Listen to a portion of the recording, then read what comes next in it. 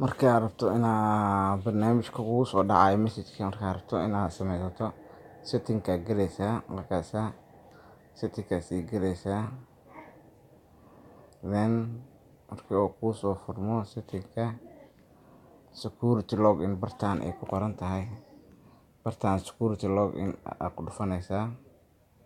markaa ku dhufato kor u soconaysaa markii lagu sheegayo in uu qofka isticmaalayo kana kusoo shidaay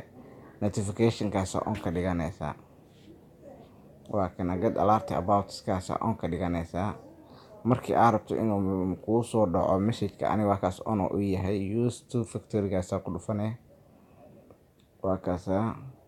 text message numberkayga hadda igu soo diraa mar walba halkaas waa